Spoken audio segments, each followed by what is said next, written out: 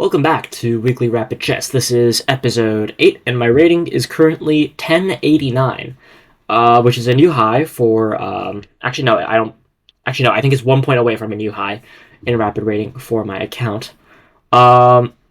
If you've watched the previous episodes, you know how this goes. If you don't, it's just one game of 10-minute rapid chess every week, every Saturday, and without further ado, let's begin. Our opponent is from the UK, and he is white. I am playing black. I will play my usual Caro Kann. Gotta love the Caro. I definitely need to study this opening a little bit more, because I do not know it that well yet. I only know, like, the first few basic moves. Yeah. Anyway, let's have ourselves a game. My opponent played the advanced variation, so maybe he knows this opening. Okay. It would appear that he knows what he's doing. So he's moving the knight into the middle, he's attacking my pawn. I do want to push the c-pawn later. Okay, wait, hold on, I need to think here. I want to keep this pawn here so that the pawn, this center pawn doesn't fall down.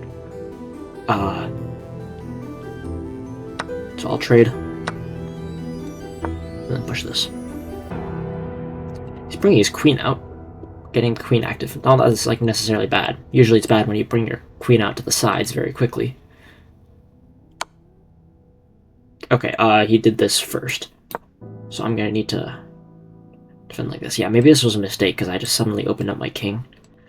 Now his pawn can get taken, and a whole slew of other issues is gonna arise. Not very smart by me, so... anyway. A little bit of a mistake. Hopefully that doesn't cost me a game.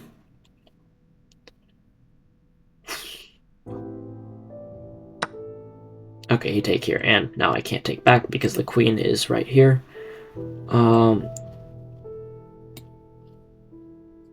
However, I don't want to trade because then the knight gets in very quickly.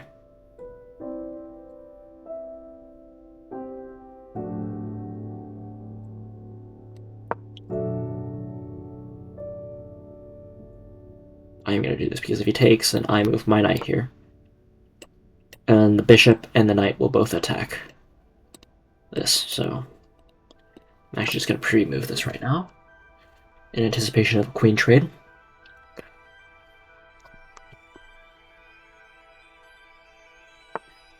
Okay, he did not trade.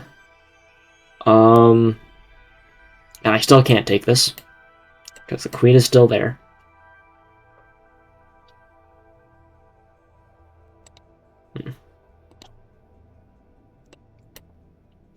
I mean, now we can try to kick out his knight.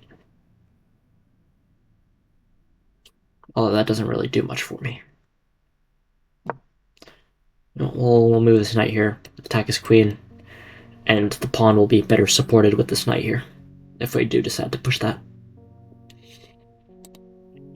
Maybe not the most solid Caro Kann I've ever played, but it's not looking terrible so far, so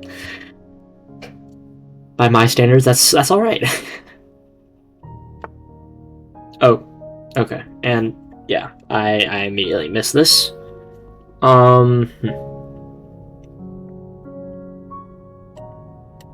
This might still be viable, as I was discussing earlier.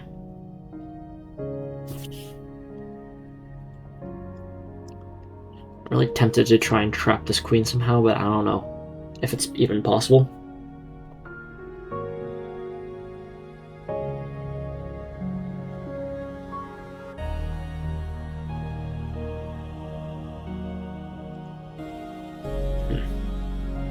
Let's get this bishop here.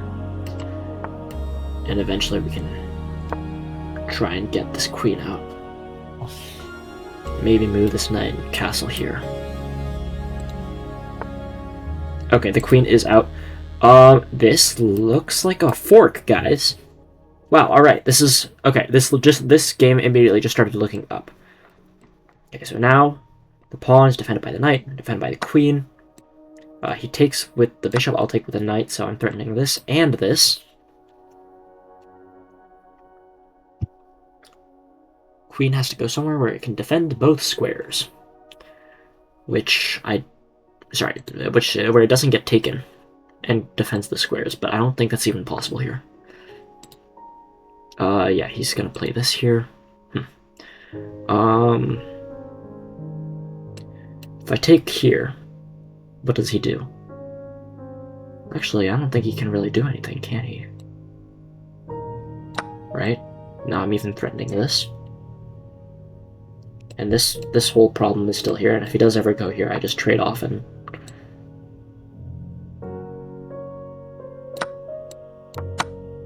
I get the rook, right? Boom, okay. Yeah, now he's covering that square. That was anticipated. Oh, and I just blundered my my bishop. Okay. That was not part of the plan, guys. Hold on. Now I need to rescue my horsey and not blunder any more material, hopefully. Okay, wow, he's keeping a very tight grip on that horse. Yeah, the horse doesn't get out. Uh-oh. Yeah, blundering the bishop was not part of the plan, guys. Okay, we'll castle this way. And this knight really restricts a lot of good squares for my rook. Here and here, can't go. Uh-oh.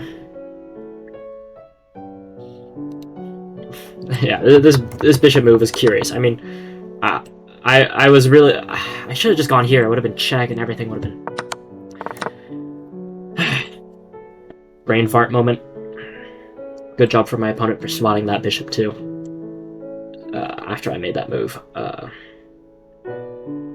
I still am up material though, so... 2 knights and a rook versus 2 rooks and a knight.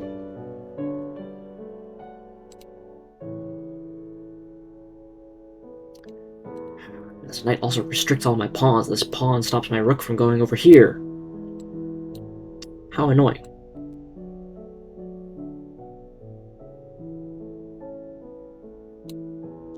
I'm tempted to just put the rook here, do this, so we can move the pawn. And remove the pawn.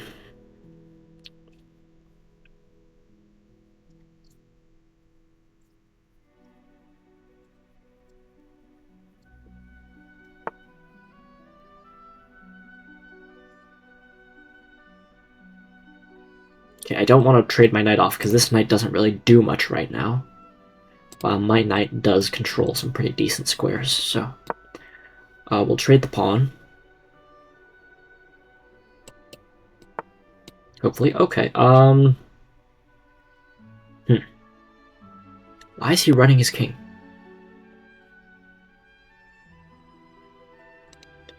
If I take here and he takes with the knight, I don't think there's any immediate threats, and I can go and attack this knight too. Okay, he's gonna go with the rook. Ooh, I didn't see this earlier, but now I do actually have this. And he just moved his knight there. I'm really tempted. Do I set this up and then try to go in with this rook? Or do I go check immediately, forcing his king out? I think I'll set up first. Because maybe he'll defend it like this, and then in which case I don't really have much going here. Or he's gonna do that. Knights are very tricky, guys. Can't really... Gotta really be really careful with them. Easily fork things. Okay, and now he's pushing this pawn up so he doesn't get back rank mated. Okay. Well, that foils a lot of my plans. Although if I can ever get this knight here to... I don't know. Actually, I don't think so.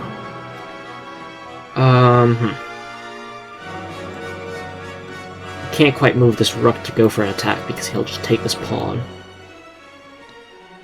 I'm getting a bit low on time, too. Let's get the king a little bit more active. Hold on to this pawn and free up the rook. Okay, wait. If I do that, is that a king fork? Well, not really, because he can defend the rook.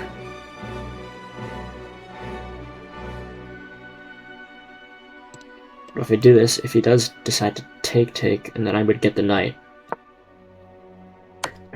Okay, that was not the correct move, because now I take the rook. My opponent just misplayed that, unfortunately. He should have gone back to defend the rook. Very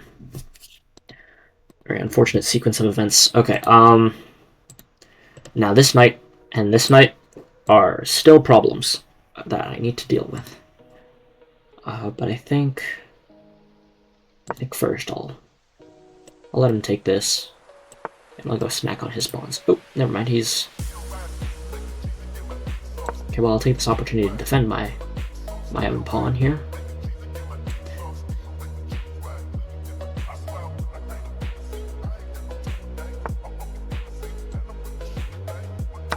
Now I'll snack.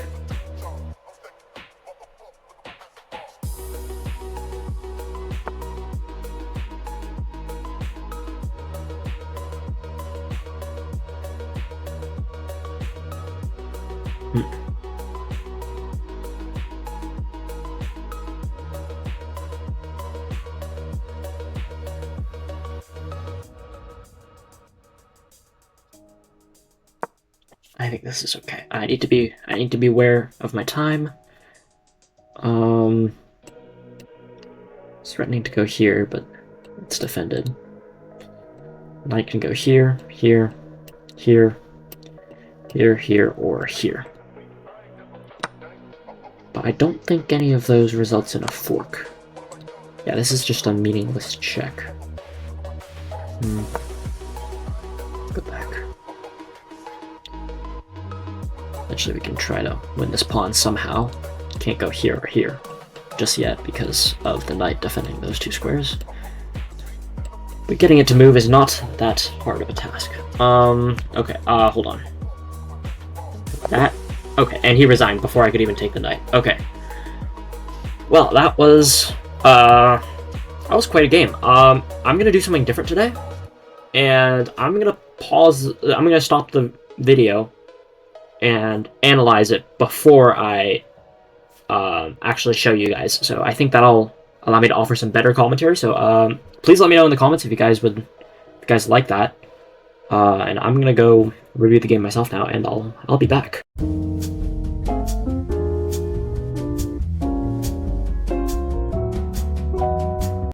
Okay, guys, so it's time to review the game. As we saw, my opponent began the game with e4, and we had ourselves a very nice Caro-Kann. But then he moved his bishop to d3, and after this I traded, and he got his queen out, and this queen, as we saw, later walked into the position and tried to deal some damage, but it didn't actually end up really doing much. I pushed c5, and in the game I thought this... I later thought this was bad after he played queen b5 check, because I thought, like, oh no, the queen is getting into the position, this is bad, but apparently c5 is actually the best move, according to the computer, so that wasn't so bad. And this wasn't actually the best move. He's supposed to drop his knight back, which is a very interesting move. Not 100% sure why the computer recommended that. However, I do offer a queen trade, which he declines, and then I proceed to kick his queen out. Again, this is best move, so we got some pretty nice chess going on right here. Apparently, he's supposed to move his queen deeper into the position, but he decides to retract, and the knight comes out. So the queen is forced to move again, and now it does go over here. But at this point, it should have actually rotated to the other side of the board. However, the queen is in the middle of the position now, and over here, you'll see that I missed taking this free pawn. Not once, not twice, but 3 times I missed taking this free pawn. So, yeah, this entire time I did not even see that free pawn there. However, over here, I believe that this was a fork. Now, he does blunder, and you'll see that the correct move here is actually long castling. And there's a crazy thing here, because after long castling, the pawn can't actually take any of these pieces because the rook attacks the queen. So the pawn is the thing that blocks the rook from the queen. So A long castle pin is pretty interesting. I just wanted to show you guys that because that was pretty entertaining. However, that's not what happened in the game. He did take the pawn with the bishop, and this is a blunder because now I am up material. He has 2 bishops and a pawn. He has a bishop and 2 pawns. I have 2 bishops. Just to be clear, I am the one who's up material. Sorry about that. And in this position, I jumped in with the knight, which attacks both the queen and the pawn. He does attack my queen back. However, I take the pawn, and his queen is forced to move.